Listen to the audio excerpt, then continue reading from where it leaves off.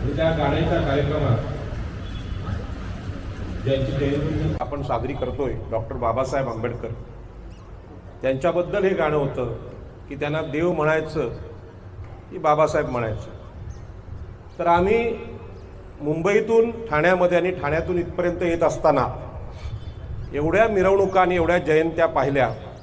जगताप काका माझ्यासोबत होते. आम्ही गाडीत त्यांना सांगितलं, आकाशातल्या 33 कोटी देवांना हेवा वाटला असेल, आमच्यापेक्षा कोण मोठा आहे की ज्यांची जयंती एवढ्या मोठ्या प्रमाणात या देशामध्ये आणि जगामध्ये होते. अशा प्रकारची ही जयंती आहे. ही काही मी स्तुती करत नाही किंवा जाहिरात करत नाही, सत्य घटना आहे. आणि या घटनेची दखल देशाच्या लोकसभेने सुद्धा घेतलेली आहे. आणि म्हणून हा जो कार्यक्रम आहे, डॉक्टर बाबासाहेब आंबेडकरांची जयंती, हा कार्यक्रम खऱ्या अर्थाने बौद्धिक कार्यक्रम आहे. या देशातले काही लोक आम्ही सतत बौद्धिक देतो असं म्हणत असतात, परंतु खरं बौद्धिक हे आंबेडकर जयंतीमध्येच असतं, हे मी अनुभवाने सांगतो. आणि म्हणून आजच्या या कार्यक्रमामध्ये मी ठाणे जिल्ह्यातला जो मूळ भूमिपुत्र आहे, आगरी कोळी भंडारी सागरपुत्र आहे, त्यांच्या वतीनं हा ठाणे जिल्हा जो आहे, तो ठाणे जिल्हा म्हणजेच ठाणे, रायगड, पालघर, मुंबई हा प्रांत प्रदेश नक्की कोणाचा आहे? कारण यावर दावं सांगणारे लोक आता नवीन नवीन यायला लागलेत. मी जाहीरपणे सांगतो की हा भगवान बुद्धांचा प्रदेश आहे. आणि इथे खऱ्या अर्थाने स्त्रियांचा आदर घराघरात रुजलेला आहे. लग्नामध्ये इथे हुंडा घेतला जात नाही. नाशिकचे आमचे सगळे भाऊ आलेत, त्यांना मुद्दाम सांगतोय की ठाण्याची भूमी अशी आहे की तुम्ही जशी गाणी घेतली तसं इथली वसईची मुलगी असं म्हणते, काळा असो वा गोरा असो, रेतीवाला नवरा पाहिजे. म्हणजे आम्हाला त्याच्या रंगाशी जातीशी काही घेणे देणं नाही. आणि लग्न करण्याचा अधिकार इथल्या स्त्रियांना आहे. तिचे वडील, तिचे सगळे सोयरे कोणी ठरवत नाहीत. एवढी बंडकर मुलगी इथली आहे. आणि हे स्त्रियांच्या स्वातंत्र्याचं गीत आहे. आणि म्हणून ती जी एकविरा आई आहे, जिला इथला आगरी कोळी भंडारी समाज आपली आई म्हणतो आणि जिला आम्ही भगवान बुद्धांची आई महामाया असं म्हणतो, त्या आईला आम्ही प्रथम वंदन करतो. कारण तिनेच या भागाला शिकवलं की स्त्रियांचा आदर करा. मातृसत्ताक संस्कृती, हुंडा नाकारणाऱ्यांची संस्कृती. लग्न लावताना विधवा महिला इथल्या लग्न लावतात, त्यांना धवलारीण म्हणतात. आणि अशा प्रकारची स्त्रियांच्या जन्माचं स्वागत करणारी ठाण्याची संस्कृती आहे. हुंडा घेऊन बायका जाळणाऱ्यांची ठाण्याची संस्कृती नाही. आणि म्हणून याची दखल आपण घ्यावी. भगवान बुद्ध कुठे आहेत? तर इथल्या मातीमध्ये रुजलेले आहेत. आणि म्हणून ठाण्यामध्ये एक नालासोपारा नावाचं गाव आहे. या नालासोपारा गावातून श्रीलंकेमध्ये सम्राट अशोकाच्या 2 मुलांना, संघमित्र आणि महेंद्र, यांना बोटीतून नेणारे आमचे हे लाल टोपीवाले लोक होते, कोळी लोक होते. आणि ही ठाण्याची आठवण आहे. आणि म्हणूनच सम्राट अशोकाने या भागामध्ये दर 25 किलोमीटरवर बौद्ध लेणी कोरलेली आहे. डॉक्टर बाबासाहेब आंबेडकरांनी धर्मांतर केल्यानंतर आपण सगळे बौद्ध झालात, पण 2500 वर्षापासून ठाण्याचा बौद्ध इतिहास लेण्यांच्या रूपाने उभा आहे. आणि आमच्या स्त्रियांच्या रूपाने तो घराघरात मातृसत्ताक, स्त्री पुरुष समानतेचे गोडवे गात आहे. आणि म्हणून सम्राट अशोक यांनी इथे जे आरमार उभं केलं, जे जागतिक दर्जाचं आरमार होतं. आज आपल्याला श्रीलंका फक्त गोष्टीतून आपण ऐकतो. आता श्रीलंकेमध्ये एक जहाज बुडालं इराणचं, आणि अमेरिकेने ते बुडवलं. ते आपल्याकडे पाहुणे म्हणून नौदल सरावाला आले होते. त्यांना वाचवणं हे आमचं काम होतं, पण आम्ही ते केलं नाही आणि ते जहाज बुडालं. म्हणजे ही देशाच्यासाठी अपमानाची गोष्ट आहे. कारण जगत जेथं आरमार जसं आमचं सम्राट अशोकाचं होतं, अशा प्रकारचं आरमार छत्रपती शिवाजी महाराजांनी आपल्याकडे उभं केलं. आणि त्या आरमारामध्ये इथल्या शूद्रांना म्हणजे ओबीसींना शस्त्राचा आणि लढण्याचा अधिकार दिला.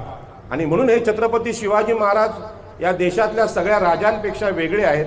आणि कल्याण नावाचं शहर या ठाणे जिल्ह्यात आहे, तिथे या आरमाराची स्थापना झालेली आहे. ठाणे जिल्ह्यातल्या लोकांना मी मुद्दाम आठवण करून देतो. कारण छत्रपती शिवाजी महाराज हे आमचेच असा दावा क्षत्रिय लोक करायला लागले. ते म्हणायला लागले की छत्रपती शिवाजी महाराज हे क्षत्रिय कुलावंतच आहेत. ब्राह्मण म्हणायला लागले की ते गो ब्राह्मण प्रतिपालक आहेत. मग शिवाजी महाराज रयतेचे राजे नव्हते का?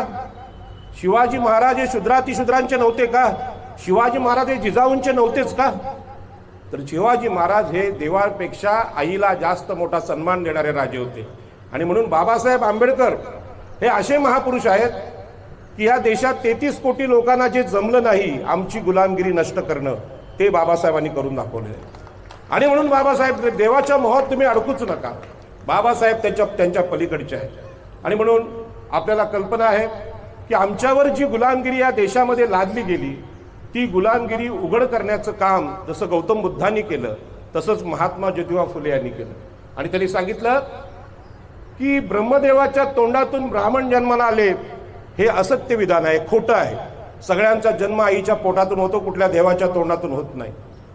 बाहुरमधून क्षत्रिय जन्माला आले म्हणून आम्ही शूर आहोत, हे सुद्धा खोटं आहे. आणि मांड्यातून वैश्य जन्माला आले हे सुद्धा खोटं आहे. आणि पायातून शूद्र जन्माला आले म्हणून ते गुलाम आहेत. या गुलामांनी आज बंड केलेलं आहे आणि या बंडाला जागवण्याचं काम महात्मा ज्योतिबा फुले यांनी केलं. आणि म्हणून महात्मा ज्योतिबा फुले यांना डॉक्टर बाबासाहेब आंबेडकरांनी गुरु मानलेला आहे.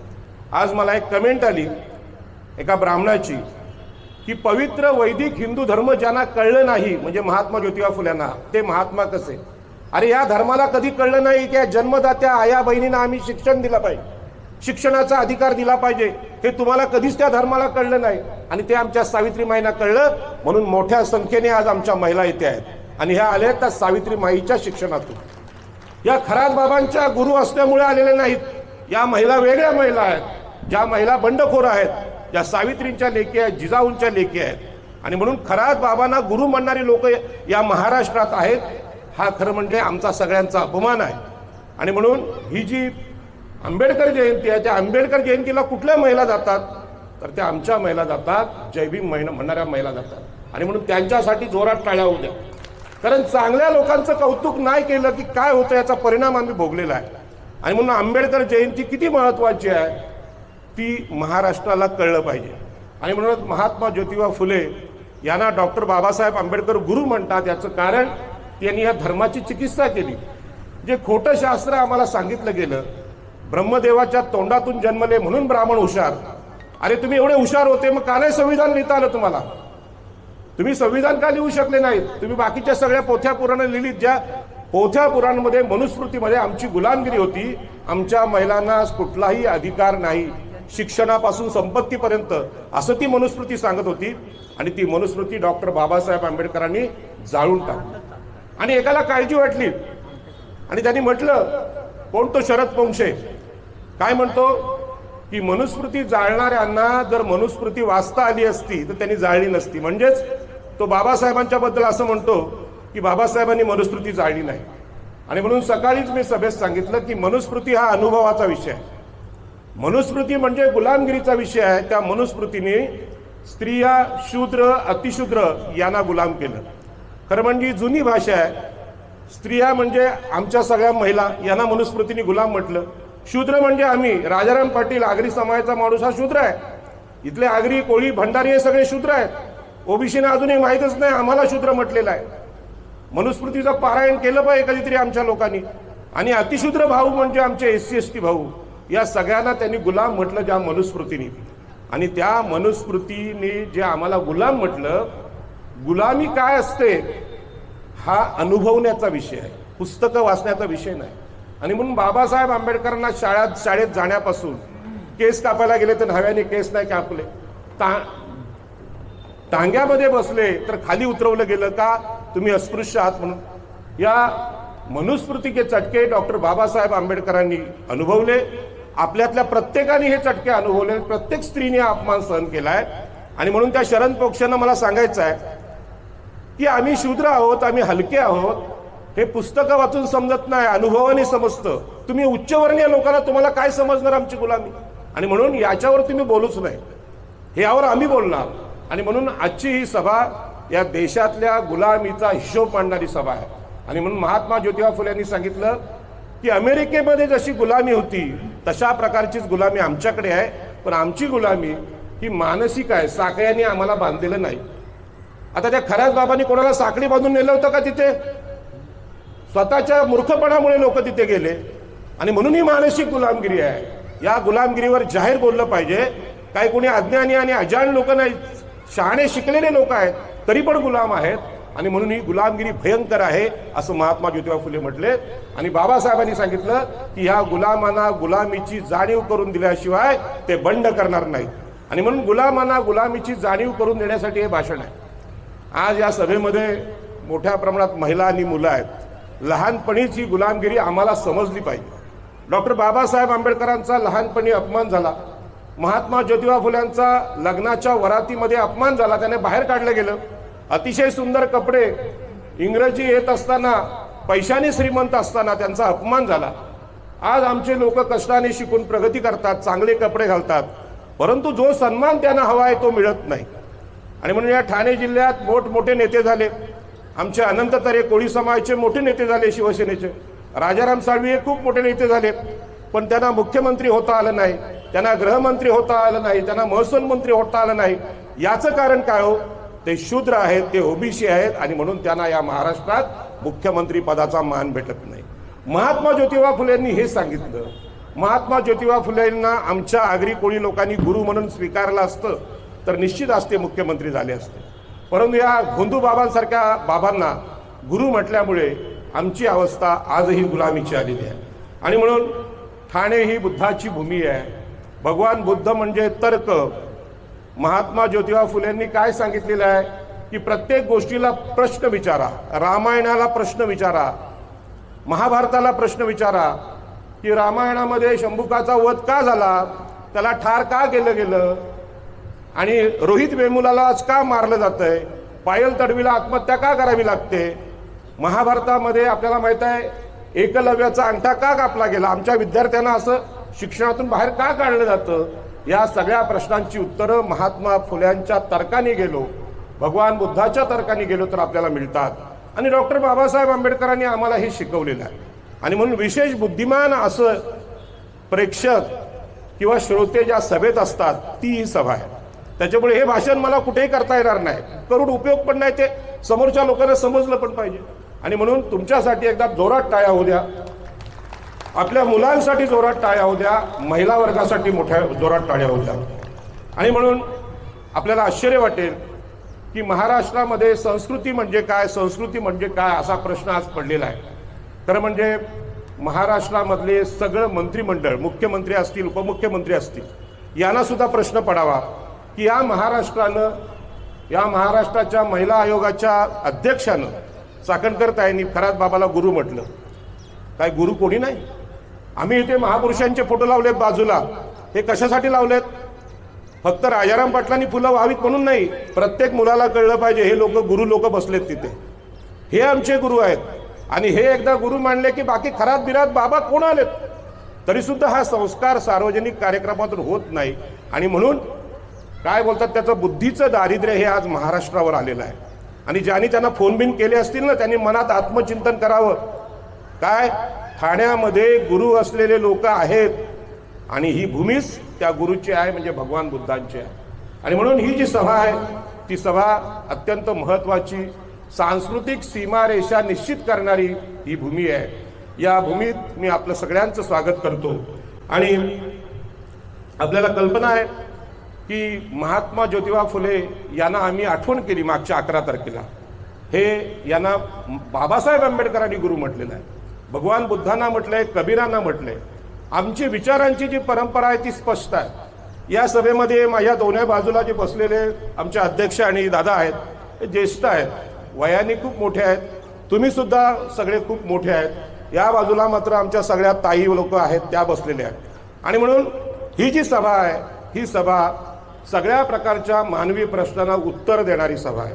आणि म्हणून आपल्याला मी आठवण करून देईन की आपल्याला आश्चर्य वाटेल की अशा प्रकारच्या सभांची, प्रबोधन सभांची खरोखर या ठाण्याला आणि देशाला गरज आहे का, हा मोठा प्रश्न आहे. या सभांची गरज फार मोठी आहे. याचं कारण असं आहे की आमचे गृहमंत्री अमितजी शहा, म्हणजे देशाचे गृहमंत्री, यांनी लोकसभेमध्ये 2024ला एक वक्तव्य केलं. अरे आंबेडकर आंबेडकर क्या कहते हो, भगवान का नाम लेते तो स्वर्ग मिल जाता. काय बोलले ते? आंबेडकर आंबेडकर क्या कहते हो. म्हणजे आमच्या गृहमंत्र्यांना डॉक्टर बाबासाहेब आंबेडकर आम्ही समजावू शकलो नव्हतो, आणि हे समजावण्याचं काम आमचं आहे. या सभेमध्ये अत्यंत ज्येष्ठ लोक आहेत. आणि आता साहजिकच त्यांचं वय पाहता ते पण मुक्तीच्या शोधात असतील. आमचे जगताप काकासुद्धा मुक्तींच्या शोधात असतील. पण मी तुम्हाला सांगतो त्यांच्यापेक्षा माझं वय कमी आहे, मी 50शीतला आहे, पण मला मुक्तीची अजिबात चिंता नाही. आणि ती चिंता घालवली डॉक्टर बाबासाहेब आंबेडकरांनी. बाबासाहेब आंबेडकरांनी सांगितलं या देशातल्या स्त्रियांना मनुस्मृतीपासून मुक्ती पाहिजे. मनुस्मृती प्रणित उच्चवर्णीय ब्राह्मण क्षत्रिय वैश्य जे सावकार आहेत जमीनदार आहेत त्यांच्यापासून आम्हाला मुक्ती पाहिजे आणि ही मुक्ती याच जन्मात मिळू शकते. हे सिद्ध केलं भगवान गौतम बुद्धांनी. त्यांनी सांगितलं आकाशात स्वर्ग वगैरे काय नाही. अमित शहा यांना जो स्वर्गाचा मोह आहे तो आपल्याला सगळ्यांना माहीत आहे. आज इराण आकाशातून अण्वस्त्र सोडतंय, म्हणजे तुमचे अग्निबाण सोडतंय इस्रायलवर, अमेरिकेवर, त्यांच्या शस्त्रागारावर. आकाशात मध्ये असला कुठला देव असता, स्वर्ग असता तर ते अडवले असतील, परंतु त्याच्या पलीकडे ते इराणची शस्त्र चाललेली आहेत आणि आकाशामध्ये कुठलाही स्वर्ग नाही. तुम्हाला मी खास करून लहान मुलांना सांगतो की स्वर्ग या विषयावर आमच्या मुलांना मूर्ख बनवलं जातं. म्हातारे आजोबा मेले की ते स्वर्गात गेलेत, नातवाला सांगतात की त्यांना वरती सायकल पाहिजे चालायला म्हणून सायकल अर्पण करा, कोणाला भटजीला चपला अर्पण करा का तुमच्या आजोबांना त्या चपला पोचवायच्या आहेत. हे चपला स्वर्गात पोचवणार का? पलंग अर्पण करा, फ्रीज अर्पण करा. उद्या एसी पण सांगतील गरम होते आजोबांना, वर गरम होऊ नये स्वर्गात म्हणून इथे भटजीला एसी द्या मग तिकडे पोचेल. मग आता समोर तुमच्या आजोबा आहेत त्यांना तुम्ही का नाही देत? आणि हा प्रश्न आमच्या देशामध्ये भगवान बुद्धापासून, चारवाकापासून, महावीरापासून, महात्मा ज्योतिबा फुल्यापासून डॉक्टर बाबासाहेब आंबेडकरांनी केला. आणि म्हणून आज या देशातल्या समस्त मागासवर्गीयांना, स्त्रियांना, ओबीसीना, SC STना एवढा आनंद होण्याचं कारण काय? ज्या ज्या बुवा बापूंनी आम्हाला आत्तापर्यंत मूर्ख बनवलं होतं त्या मूर्खांच्या मुक्तीतून आम्ही बाहेर आलो आणि खऱ्या मुक्तीचा अनुभव अत्यंत वयोवृद्ध दादा कवी आहेत यांनी इथे घेतलेला. याच जन्म आम्हाला भीती नाही मरणाची राहिली. आता आम्हाला तुमच्या स्वर्गाची आणि मुक्तीची गरज नाही. आणि म्हणून डॉक्टर बाबासाहेब आंबेडकरांनी मुक्ती कोण पते जे भाषण केलं त्या भाषणामध्ये ती मुक्ती सांगितलेली आहे. म्हणून या उत्कृष्ट कार्यक्रमामध्ये अध्यक्ष साहेबांना माझी विनंती आहे की बाबासाहेब आंबेडकरांच्या चळवळीतली पुस्तकं सुद्धा आम्ही ठेवली पाहिजेत. मुलांच्या हातात ही पुस्तकं गेली पाहिजेत. संविधान आम्ही लोकांच्या हातात दिलं पाहिजे. आणि म्हणून आपल्याला कल्पना आहे की डॉक्टर बाबासाहेब आंबेडकर, भगवान बुद्ध, महात्मा फुले यांच्या मार्गाने राजर्षी शाहू महाराज सुद्धा गेले आणि त्यांच्या लक्षात आलं की आमच्या देशामध्ये जातीभेद, वर्णभेद याच्यामुळे अनेक लोकांना संधी नाकारली जाते, प्रतिनिधित्व दिलं जात नाही. ठराविक विशिष्ट जातीचे लोकच मुख्यमंत्री होतात, तहसीलदार होतात, कलेक्टर होतात, प्रोफेसर होतात. आणि म्हणून ज्यांना संधी नाकारले त्यांना संधीसाठी आरक्षण दिलं पाहिजे. या आरक्षणाच्या भूमिकेकडे आज सुद्धा संशयही पाहिलं जातं.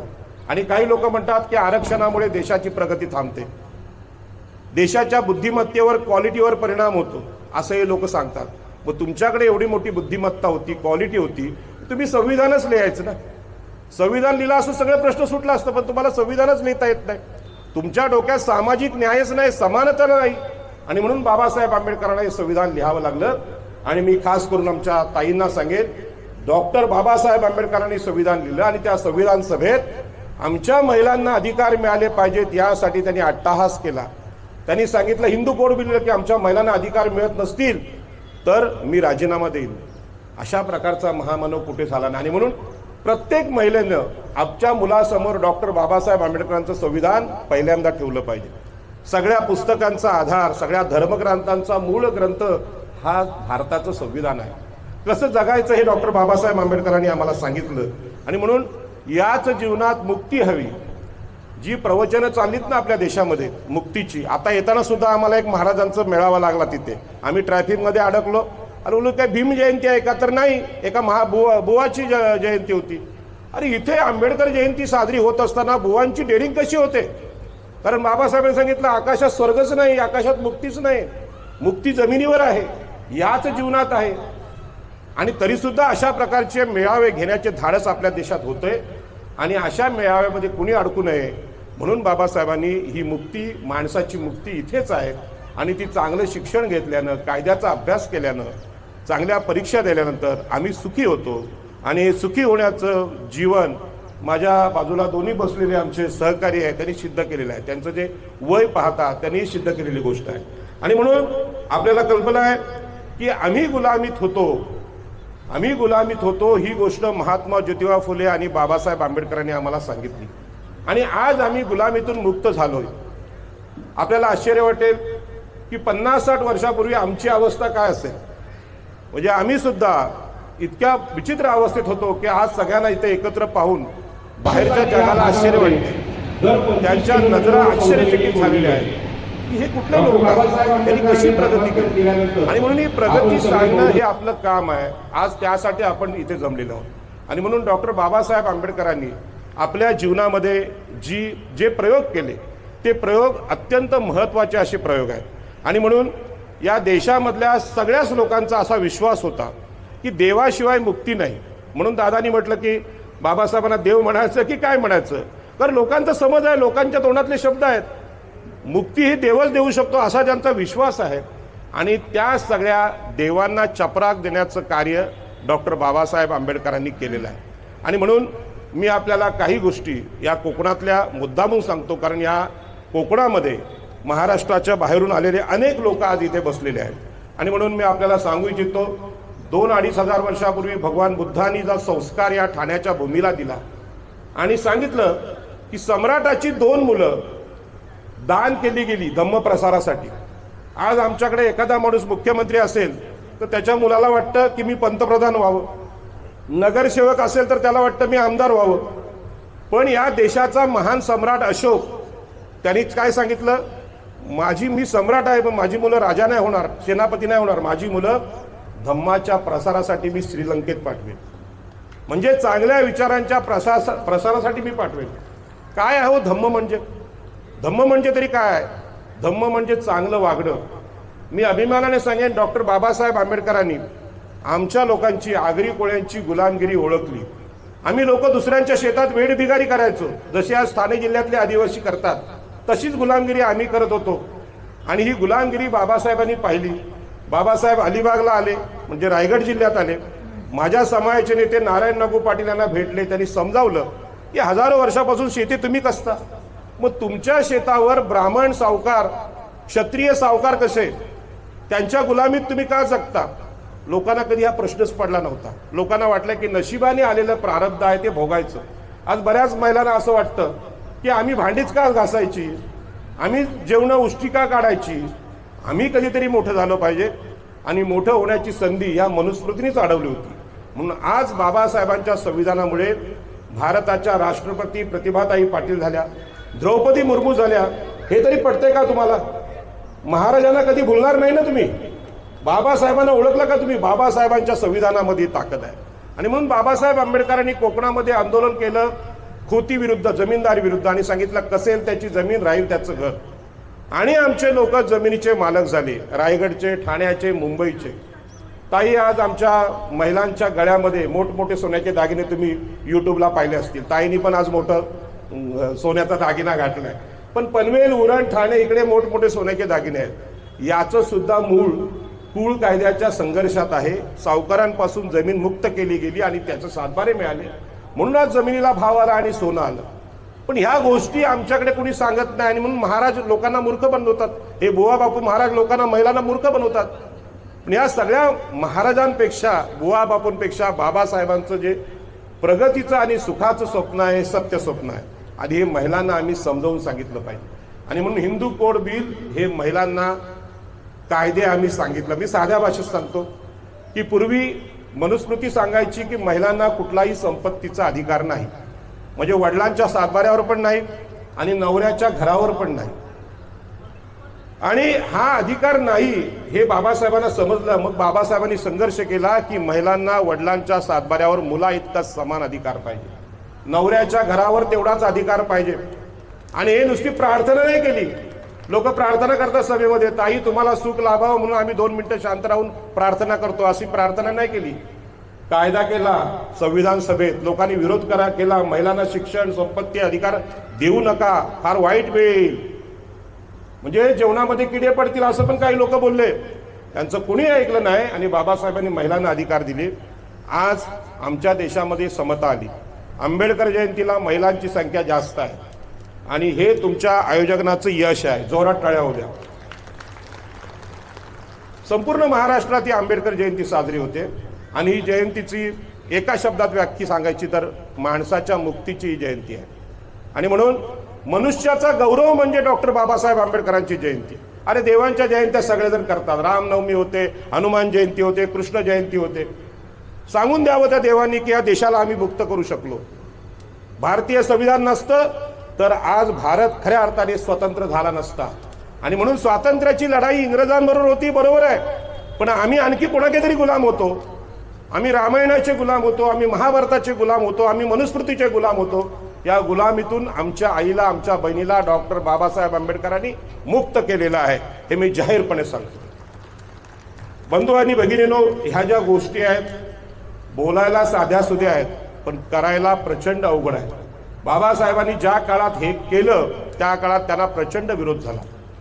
आपल्याला माहित आहे, महात्मा ज्योतिबा फुले यांनी जेव्हा निर्णय घेतला की विधवा महिलांचे केस कापले जायचे, हे कर्मठ ब्राह्मण सांगायचे, बाई विधवा झाली तिच्या डोक्यावरचे केस काढा, तिच्या अंगावरचे दागिने काढा, तिला फाटके कपडे द्या, तिला कुरूप करा, असे सांगायचे. महात्मा ज्योतिबा फुलेंनी सांगितलं हे अन्याय आहे त्यांच्यावरचा. त्या छोट्या मुलीचा दोष काय, म्हणजे 12-13 वर्षाची मुलगी असायची आणि 40-50 वर्षाच्या म्हाताऱ्याबरोबर त्याचं लग्न व्हायचं. आणि ते लग्न झालं की साहजिकच आहे तो माणूस मरायचा. आणि ती मुलगी विधवा झाली की तिचे केस काढायची केशवपन पद्धत होती. की केशवपन पद्धत महात्मा ज्योतिबा फुल्यांनी बंद केली. न्हाव्यांचा संप घडवून आणला. आता संप होतात रिक्षावाल्यांचे, गॅसवाल्यांचे, पण केस कापणाऱ्यांचा संप महात्मा ज्योतिबा फुल्यांनी घडवून आणला. ती किती मोठी क्रांती असते. आणि ती क्रांती महिलांना आठवली पाहिजे. सावित्रीबाई आठवल्या पाहिजे. या सावित्रीबाईंनी स्त्रियांच्या शिक्षणासाठी साडी लावली की हे लोक शेणाचे गोळे मारायचे सावित्रीबाईंच्या अंगावर, पण तिने सांगितलं की मुलींची शाळा काढणार, मुलींना शिकवणार. म्हणून या 2-3 मुली बसल्या समोरच्या, त्या माझ्या समोर बसलेल्या मुली, ती एकदम छोटी मुलगी आहे, ही ताई मोठी आहे, ही ताई मोठी आहे, पण त्या इथपर्यंत कशा आल्या हो? पहिल्या रांगेपर्यंत कशा आल्या? ईश्वरी कृपेने आल्या, खरात बाबांच्या कृपेने आल्या. त्या आल्या डॉक्टर बाबासाहेब आंबेडकर आणि महात्मा ज्योतिबा फुले आणि सावित्रीबाईंच्या कृपेने. एवढं बोलायला सुद्धा आमच्या लोकांमध्ये आज हिंमत नाही. आणि म्हणून ठाणे जिल्ह्यातली आंबेडकर जयंती अत्यंत महत्त्वाची आहे. आता अनेक नेत्यांनी इथे भेटी दिल्या असतील, तिथे आमच्या महापुरुषांना नमस्कार केला आणि गेला असतील. आता काय इतर महाराजांसारखं कुठलं तरी महाराज प्रवचन करतील आणि यांचा कार्यक्रम संपेल. पण हे प्रवचन फार वेगळं आहे. आणि म्हणून आजच्या सभेत सहभागी असलेल्या सगळ्या महिलांचं मी कौतुक करतो. कारण डॉक्टर बाबासाहेब आंबेडकरांनी सांगितलेलं आहे, एखाद्या समाजाची प्रगती कशी ओळखायची, तो समाज किती सुखी आहे हे कसं ओळखायचं, तर त्या समाजातल्या महिला किती शिकलेल्या आहेत, महिलांची प्रगती किती आहे, उच्च पदावर महिला किती गेलेल्या आहेत, याच्यावरून ती प्रगती मोजली जाते. आणि म्हणून मला वाटतं आंबेडकर जयंतीमध्ये सहभागी असलेल्या महिला उच्च शिक्षित आहेत, शिकलेल्या आहेत, पुढे आलेल्या आहेत. आणि म्हणून हा समाज, अध्यक्ष साहेब आपल्या जयंतीचे कार्यकर्ते खऱ्या अर्थाने प्रगतिशील आहेत. मी तुमचं अभिनंदन करतो. शाल मगाशी दिली, पण पुन्हा एकदा कौतुक करतो की अशा प्रकारचे आपलं नेतृत्व आहे, हे नेतृत्व अत्यंत महत्त्वाचं आहे. आणि म्हणून डॉक्टर बाबासाहेब आंबेडकरांनी आम्हाला मुक्ती या जीवनात असते हे शिकवलं. समोर माझ्या वयस्कर लोक जास्त असल्यामुळे मी मुद्दाम मुक्तीच्या गोष्टी करतोय, कारण हे आताच कळलं पाहिजे. मरताना अजिबात रडायचं नाही, सुखाने मरायचं.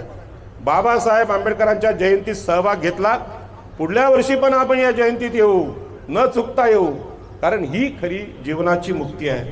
आणि म्हणूनच आपल्याला कल्पना आहे की डॉक्टर बाबासाहेब आंबेडकरांनी कोकणातली जी आंदोलनं केली, त्या आंदोलनामध्ये कुळ कायद्याचं आंदोलन केलं, पाण्याचं आंदोलन केलं, चौदार तळ्याचं आंदोलन.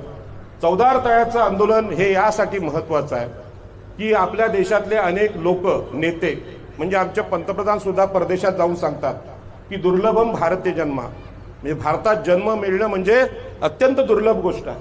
पण बाबासाहेब आंबेडकर सांगतात हा देश असा आहे की त्या चौदार तळ्याचं पाणी कुत्री, मांजरं, गाढवं पण पितात, पण माणसांना पाणी पिऊ न देणारा हा देश आहे. मग या देशाचा अभिमान बाळगायचा का, की या देशातल्या विषमतेची चिकित्सा करायची? आणि बाबासाहेबांनी आंदोलन यासाठी केलं, पाणी पिण्यासाठी नाही, जगाला दाखवून दिलं की या जगामध्ये इथल्या मागासवर्गीयांना पाणी सुद्धा पिऊ दिलं जात नाही. आम्ही रायगडचे लोक याचे साक्षीदार आहोत. आणि म्हणून रायगड जिल्ह्यातले आम्ही आगरी, कोळी, भंडारी डॉक्टर बाबासाहेब आंबेडकरांच्या प्रत्येक आंदोलनात सहभागी होतो. भंडारी समाजाचे नेते सी.के. बोले, आगरी समाजाचे नारायण नागू पाटील हे बाबासाहेबांच्या बरोबरीने लढले. आणि म्हणून आम्हाला जमिनीची मालकी भेटली. या देशामध्ये आमच्या वाट्याला जमीन नव्हती. इथे बसलेल्या सगळ्या महिलांना मी प्रश्न विचारतो जाहीरपणे की तुमच्यापैकी ज्यांचं नाव वडिलांच्या सातबाऱ्याला लागलेलं आहे अशा महिलांनी हात उंच करा. तुमच्या वडिलांची जमीन असेल ना गावाकडे, त्याच्यावर नाव लावलं का तुमचं? लावलं असेल तर हात उंच करा. उभ्या राहा ज्यांचं लागलंय त्यांचं. उभ्या राहा, उभ्या राहा. सातबाऱ्याला नाव आहे, उभं राहायचं तुम्ही. जोरात टाळ्या वाजवा. अभिनंदन. खाली बसा सगळ्यांनी. की सातबारा महिलांना कळायला लागला. अहो, आमच्या कोकणातल्या आगरी कोळ्यांना सातबारा कळत नव्हता. सगळे सातबारे ब्राह्मण मराठ्यांचे आणि वैश्यांचे. आमच्या नावावर सातबारेच नव्हते. आम्ही गुलाम होतो. बाबासाहेबांनी सांगितले गुलामगिरी आहे, सातबारा तुमच्या नावावर झाला पाहिजे, म्हणून त्यांनी आंदोलन केलं. आणि लोकसभेमध्ये, संविधान सभेमध्ये सांगितलं या देशातल्या महिलेचं नाव सातबाराला लागलं पाहिजे. ज्यांचं नाव अजून लागलेलं नाही त्यांनी आता ॲक्शन करण्याची वेळ आली.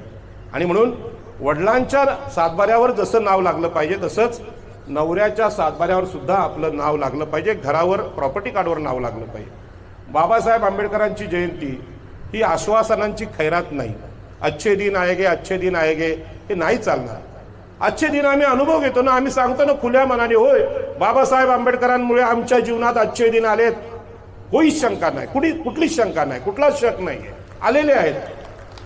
आश्वासनाचा विषय काय होतो? म्हणून राजकीय नेता कसा असावा याचा आदर्श डॉक्टर बाबासाहेब आंबेडकरांनी आम्हाला दिला. देशातल्या समस्त राजकीय नेत्यांना डॉक्टर बाबासाहेब आंबेडकर हे आदर्श आहे. तुम्ही खरं बोला, खोटं बोलू नका, खोटी आश्वासनं देऊ नका.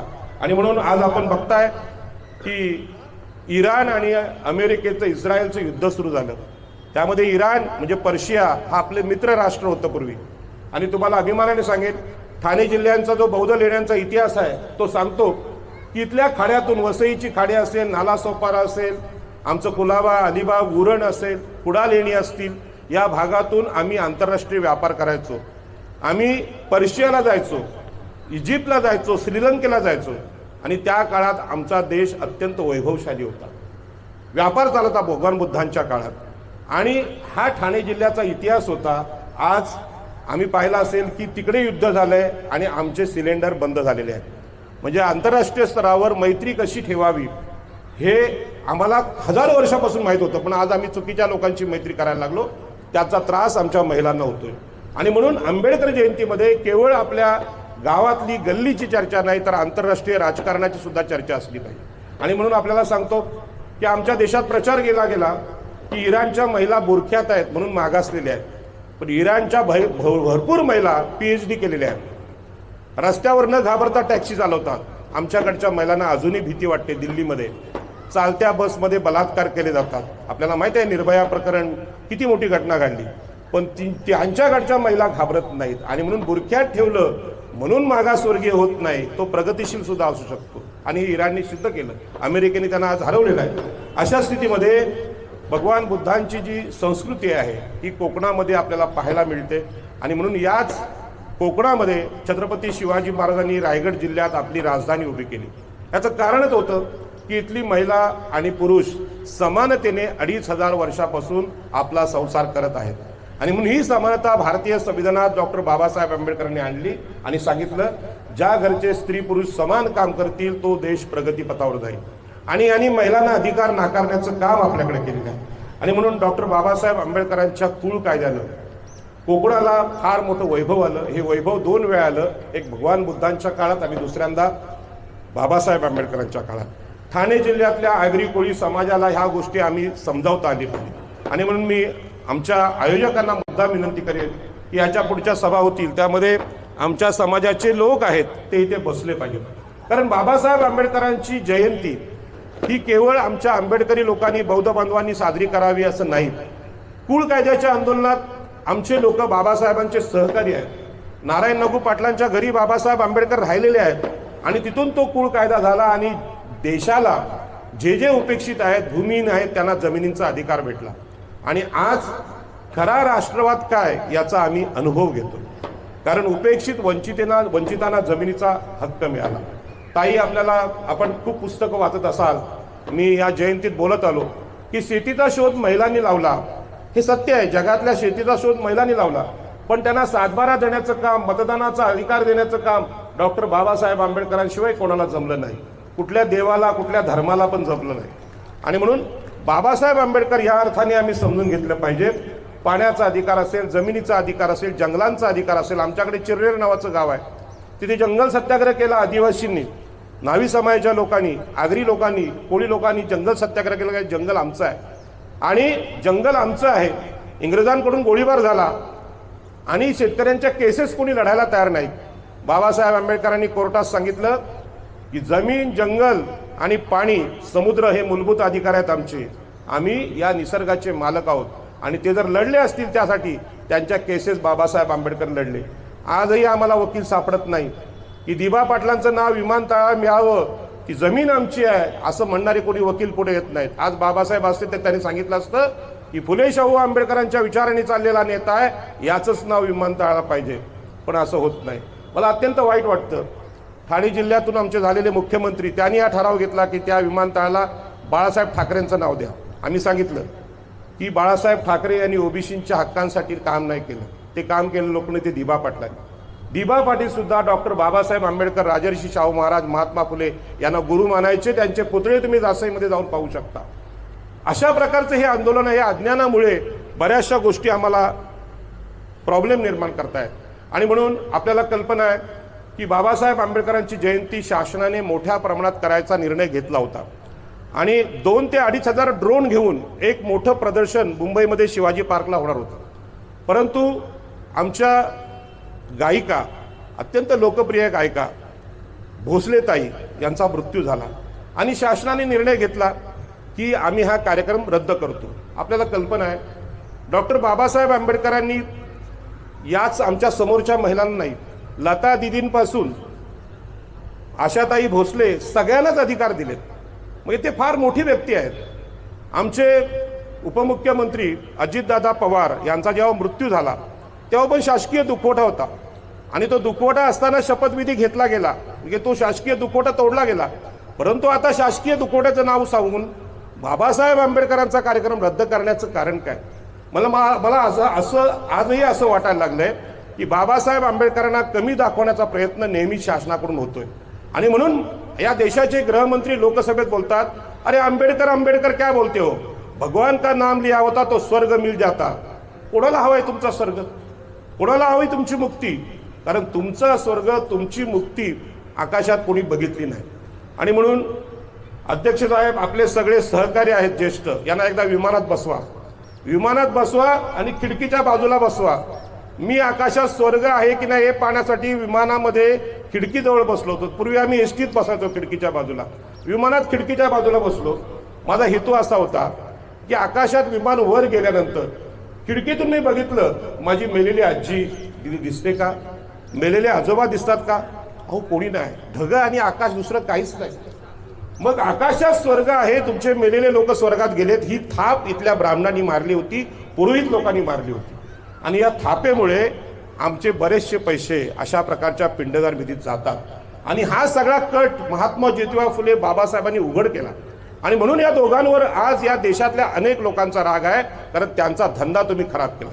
आणि मी आंबेडकरी बांधवांचं आणि बौद्ध बांधवांचं यासाठी अभिनंदन करेन की या सगळ्या चुकीच्या प्रथांपासून आपण मुक्त झालात. तुमचा सगळ्यात जास्त पैसा शिक्षणावर खर्च होतो आणि म्हणूनही तुम्ही प्रगती केलेली आहे. ही प्रगती लोकांना सांगावी लागेल. जर लोकांना सांगितली नाही तर लोक आंबेडकर जयंतीला येण्यापेक्षा, महात्मा फुले जयंती येण्यापेक्षा, छत्रपती शिवाजी महाराजांच्या जयंतीला येण्यापेक्षा त्या खरात बाबांच्या घरी जातील आणि वाट लावून बसतील. आणि याचं उत्तर महाराष्ट्र शासनाकडे नाही आहे. शासनाला हे कळत नाही. यांना फार मोठी शिक्षा केली पाहिजे. लोकांचा बुद्धिभ्रम करणं, लोकांना अंधश्रद्धेत गुंतवणं हे सगळ्यात मोठं महापाप आहे. आणि भारतीय संविधानाने सांगितलं की अंधश्रद्धा नष्ट करा, विज्ञानवाद जोपासा. कुठे आहे विज्ञानवाद? याचं समर्थन का करतात लोक? मंत्रिमंडळ का याचं समर्थन करत आहे? आणि महाराष्ट्राला गुलामगिरीमध्ये का नेत आहे? आणि म्हणून माझी विनंती आहे शासनाला की आंबेडकर जयंती म्हणजे संविधानिक जागृती, लोकांना कायदे समजावणं, लोकांना जगायला शिकवणं. खरं म्हणजे आम्ही सगळं आमच्या वर्गणी काढून या जयंत्या करत असतो, पण शासनाने विशेष अनुदान याला दिलं पाहिजे आणि सांगितलं पाहिजे की याला शासनाकडून जे जे सहकार्य असेल ते करू.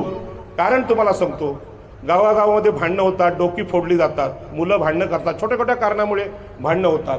आणि पोलीस स्टेशनमध्ये गेल्यानंतर पोलीस सांगतात त्यांना, इन्स्पेक्टर, बाबा तुला कायदा माहीत नाही का, हा जयभीमवाला, याला तू शिवी का दिली?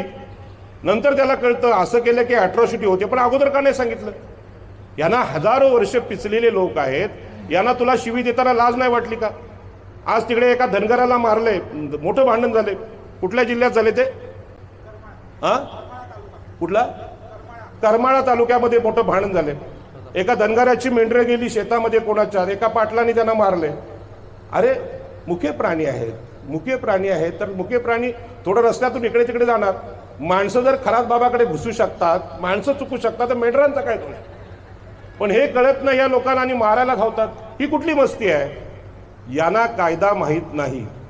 हा देश we the people of India म्हणजे भारतीय लोकांचा देश आहे, कुणाच्या एकाच्या मालकीचा नाही. आणि म्हणून बाबासाहेब आंबेडकरांनी त्यावेळी सांगितलं होतं की जमिनींचं सरकारीकरण करा. परंतु हे जमीनदार अजूनही संपलेले नाहीत. आणि म्हणून मी अभिमानाने सांगतो, डॉक्टर बाबासाहेब आंबेडकरांच्या कुळ कायद्यानं आम्ही कोकणातली जमीनदारी नष्ट करण्याचा प्रयत्न केला. महाराष्ट्रात ते झालं नाही.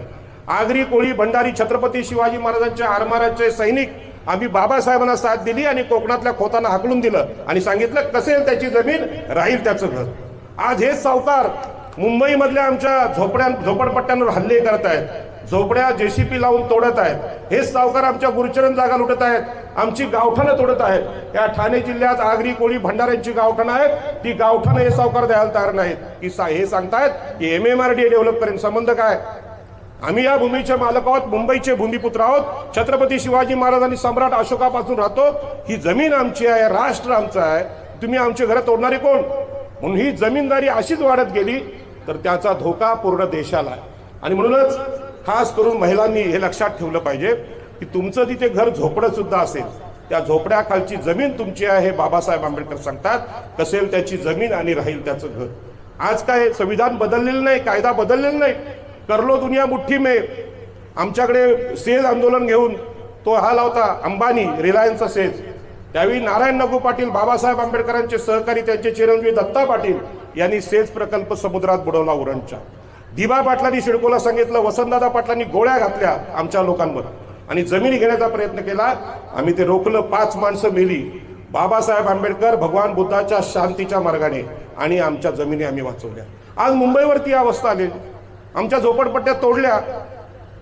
आमचे लोक, ज्येष्ठ लोक त्या झोपड्यांमध्ये राहत होते, त्यांना मुंबईच्या बाहेर काढलं गेलं आणि सांगितलं की बाबा तुम्हाला आम्ही SRA प्रकल्पात घर देतो. अरे 350 आणि 180च्या फुटामध्ये 2 सुना आई वडील राहू शकतात का? त्या ठाण्याच्या विश्रामगृहात गेलात ते 180 फुटाचं बाथरूम आहे तिथे. तिथे आमदार खासदार राहतात, तिथे आमदार खासदार जातात. तुमच्या बाथरूमच्या इतक्याची घरं तुम्ही आमच्या मुंबईतल्या झोपडपट्ट्यांना दिलीत. लाज नाही वाटली? कसले आर्किटेक्ट? आणि म्हणून हे जे सगळे विकास प्रकल्प आहेत ते आम्हाला उद्ध्वस्त करणारे आहेत. आणि म्हणून नवी मुंबई विमानतळाच्या जागा ज्या पद्धतीने घेतल्या तो राग ह्या मूळच्या सावकारांनी आमच्यावर काढला. आज विमानतळ फसवून घेतला गेलाय आणि आम्ही आज नावासाठी अर्ज विनंत्या शासनाकडे करतोय.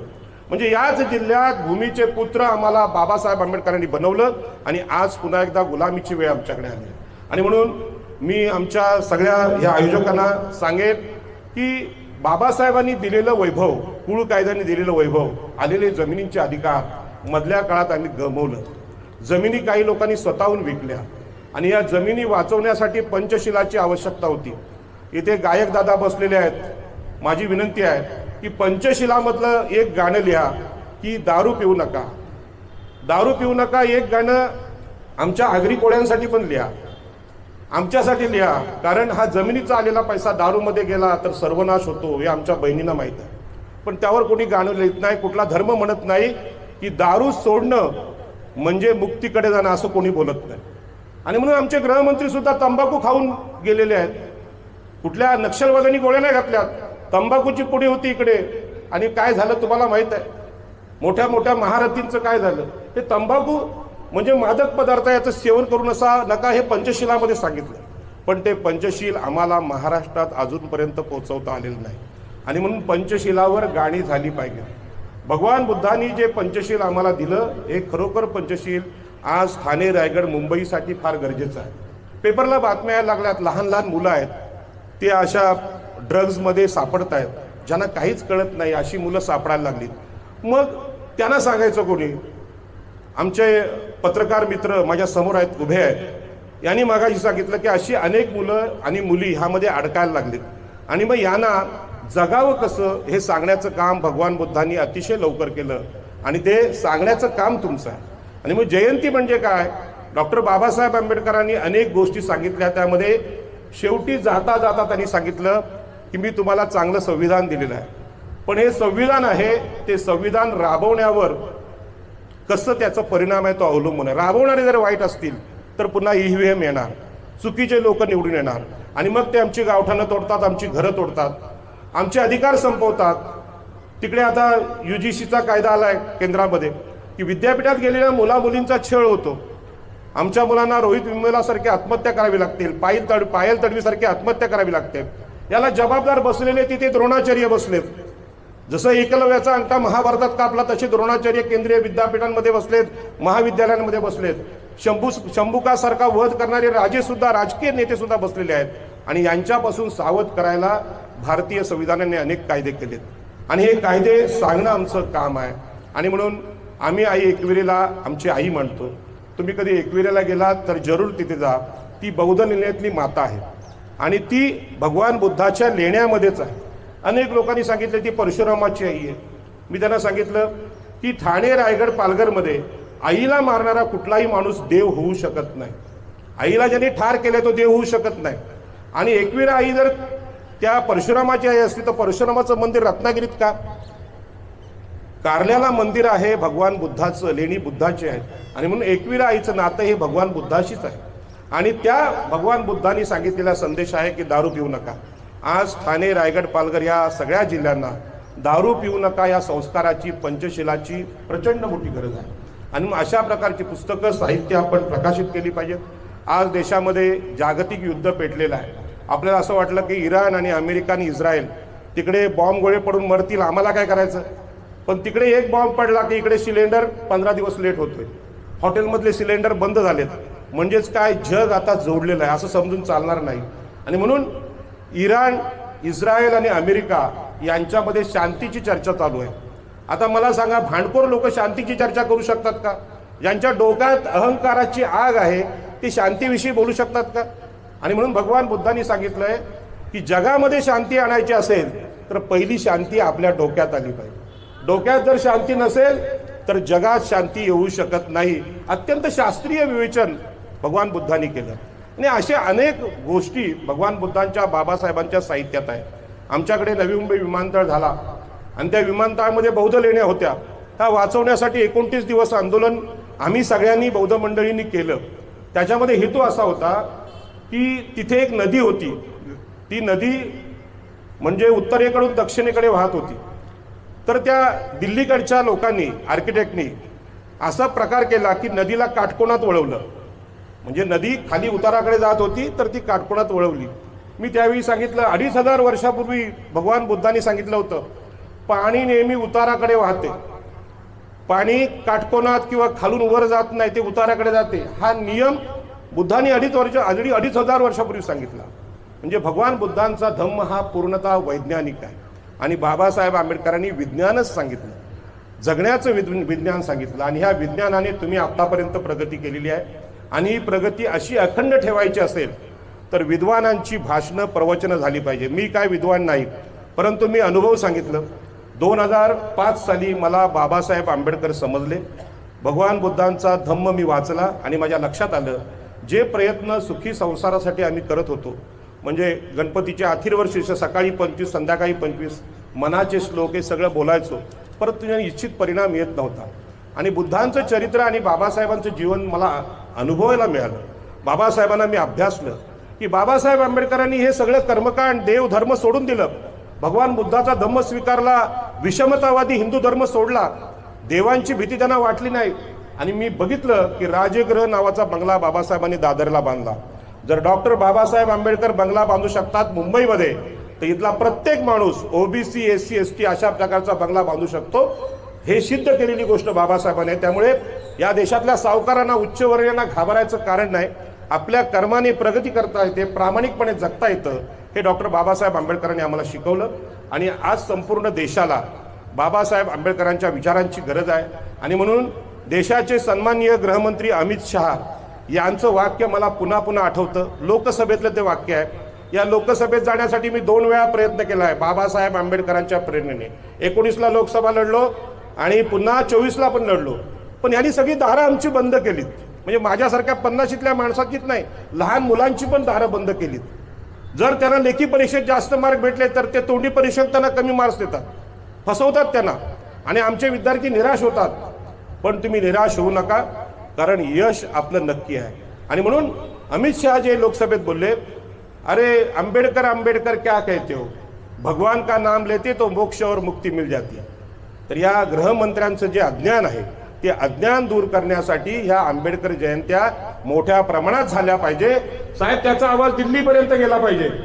ठाण्यामधून हा दिल्लीपर्यंत पोहोचवायचा असेल तर याची बातमी आपल्या खासदारांपर्यंत जाऊ द्या. त्यांना सांगा अमित शहांच्या सभेचं उत्तर या मंडळाने दिलंय की होय, डॉक्टर बाबासाहेब आंबेडकरांच्या नावानंच मुक्ती आम्हाला भेटले, समस्त देशातल्या महिलांना भेटले, तरुणांना भेटले, वयोवृद्धांना भेटले. आमच्या इथे बसलेले वयोवृद्ध आमचे दादा आहेत, त्यांना मुक्तीची भीती राहिली. त्यांना विचारा, त्यांची इंटरव्ह्यू घ्या, पत्रकारांना बोलवा, ते सांगतील की मला आणखी आकाशातल्या मुक्तीची गरज नाही, आम्ही मुक्ती इथेच अनुभवली. आणि म्हणून ही जी आंबेडकर जयंती आहे ही साधी नाही.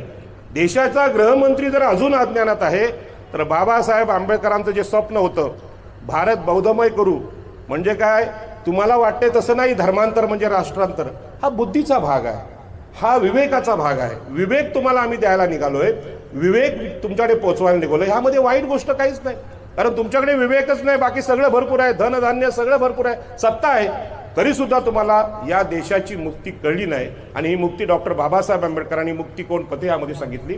मी विचारलं आमचे नेते आदरणीय दत्ता पाटील यांना की दादा, तुमचं सगळ्यात आवडतं पुस्तक कोणतं? त्यांनी सांगितलं मुक्ती कोण पते हे पुस्तक माझ्या आवडीचं आहे. माझ्या ते दत्ता पाटलांचं वाक्य माझ्या डोक्यात राहिलं. मी ते पुस्तक शोधलं. मला वाटलं की 1000 पानांचं पुस्तक असेल. 35 पानांचं पुस्तक आहे, 15 रुपयाला मिळतं.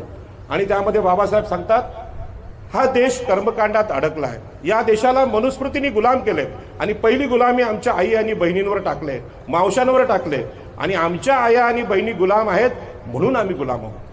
आमच्या आया जर शिकल्या तर आम्ही गुलाम होणार नाही. आणि म्हणून माझी आई शिकली नव्हती, पण ती सांगायची संध्याकाळ झाली की पुस्तक घेऊन बस. शाळेत न गेलेली आई, तिला हा संस्कार होता. आणि म्हणून हे जे संस्कार आहेत बाबासाहेबांचे, पंचशिलाचे, अष्टशिलाचे, हे आम्ही केलं पाहिजे. किती जेवावं, कधी जेवावं, काय खाऊ नये, काय पिऊ नये, कोणाची संगत करू नये, कोणाची संगत करावी, साध्या साध्या गोष्टी आम्ही शिकवल्या पाहिजे. आणि म्हणून या साध्या गोष्टी फक्त आमच्या बालवाडीतल्या मुलांसाठीच नाही, ते लोकसभेत गेलेल्या मोठमोठ्या खासदारांना सुद्धा त्यांची गरज आहे. आणि म्हणून आंबेडकर जयंती मोठ्या गौरवाने झाली पाहिजे, विचाराने झाली पाहिजे. मी पुन्हा एकदा आपल्याला शुभेच्छा देतो आणि सांगतो की ज्या ज्या गावातून तुम्ही आले तिथे तिथे आंबेडकर जयंती करा. आणि खास करून या आंबेडकर जयंतीमध्ये समस्त ओबीसींना बोलवा, ओबीसीच्या नेत्यांना बोलवा. आपल्याला ते सांगावं लागेल. याचं कारण सांगतो की बाबासाहेब आंबेडकर अलिबागला गेले, आमच्या चरीला गेले, नारायण नागू पाटलांच्या घरी राहिले, बोंबील खाल्ले, जिताडी खाल्ले, मासे खाल्ले, भाकऱ्या खाल्ल्या, मैत्री केली आणि सांगितलं बाबा रे, तुम्ही हे बंड करा, ह्या सावकारी विरुद्ध बंड करा. आणि म्हणून आज आम्ही लोक जमिनीचे मालक झालो, या मुक्तीचा अनुभव घेतो. पण चांगली गोष्ट सांगण्यासाठी माणूसच लागतो, नवसाने मुक्ती मिळत नाही. देवाना नवस बोलून माणसाला मुक्ती किंवा सुख सापडत नाही. मुक्ती पाहिजे असेल तर माणसाचा प्रयत्न लागतो. आपण मला उरणवरून यासाठी बोलवलं. खरं म्हणजे तुमच्या विचारमंचावर माझ्या ओबीसी बांधवांची मुक्ती सांगण्याचा मी प्रयत्न केला, कारण ही सभा फक्त तुमच्यासाठी नाही, हा कॅमेरा आहे, हा कॅमेरा ही सभा पूर्ण महाराष्ट्रात घेऊन जाणार आहे, याच्यावर माझा विश्वास आहे. आणि निश्चितपणे याच्या पुढच्या आंबेडकर जयंत्या ठाण्यातल्या आगरी कोळी भंडारी नक्की करतील, हा मला विश्वास आहे. नाही केली तर त्यांना स्वस्त झोप लागणार नाही. मी मेल्यानंतर सुद्धा त्यांना आठवण की राजाराम पाटलांनी सांगितलं होतं ते बरं होतं की आंबेडकर जयंती आम्ही वेळीच केली असती तर आमची मुलं बिघडली नसती. धन्यवाद. जय भीम. नमो बुद्धाय.